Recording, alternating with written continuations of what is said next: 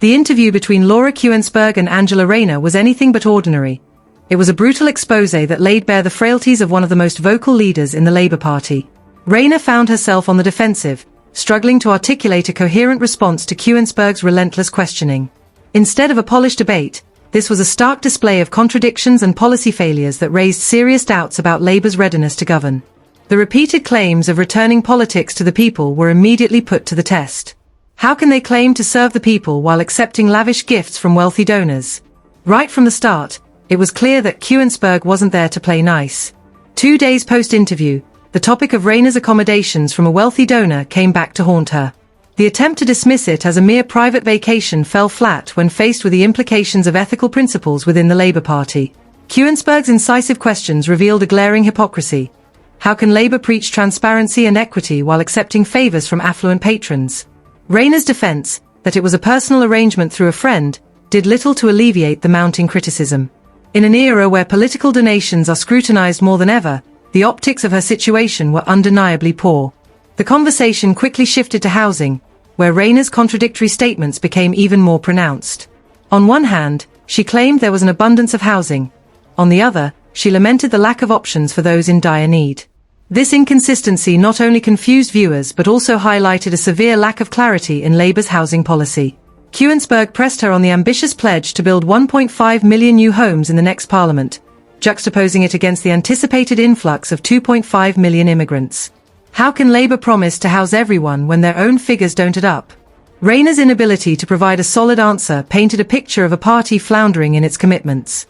The interview wasn't just a grilling for Rayner, it also cast a shadow over Keir Starmer's leadership.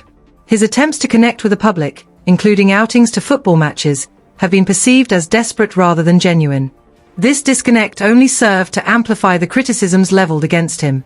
If Rayner was struggling to articulate a clear vision, what hope was there for the party under Starmer's guidance? The interview exposed Labour's deep-seated issues, including ideological splits that threatened to fracture its appeal to voters. With one faction pushing for radical change and another advocating for moderation, it became clear that Labour is at war with itself. Kuenssberg's probing questions showcased the internal discord within the party. Rayner's disjointed responses reflected a party scrambling for direction, leaving the electorate questioning whether Labour could deliver on its promises. The public is fed up with politicians who seemingly chase after popularity rather than tackling pressing issues. The perception that Labour is a party of privilege, accepting clothing donations while cutting winter payments to pensioners, only deepened the sense of betrayal felt by many voters. As the interview continued, it became evident that Labour's housing strategy was riddled with inconsistencies. Rayner's claims about the housing crisis shifted dramatically, leaving viewers bewildered. If the party cannot present a unified stance on such a critical issue, how can they expect the public to trust them with the reins of government?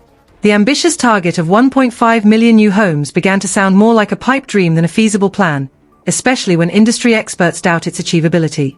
The fallout from this interview was not limited to Rayner alone. It cast a long shadow over the entire Labour Party. The internal strife and lack of coherent messaging present a significant challenge as they attempt to position themselves as a credible alternative to the Conservative government. The growing sense of frustration among voters, who feel their concerns are being ignored, could spell disaster for Labour in upcoming elections. As Rayner attempted to defend her integrity, it became clear that the electorate is hungry for real solutions, not empty platitudes. The increasing scrutiny of political donations only highlights the need for greater accountability. The contrast between Labour's professed values and their actions has left many disillusioned. In a political landscape where transparency is paramount, the interview served as a wake-up call for Labour.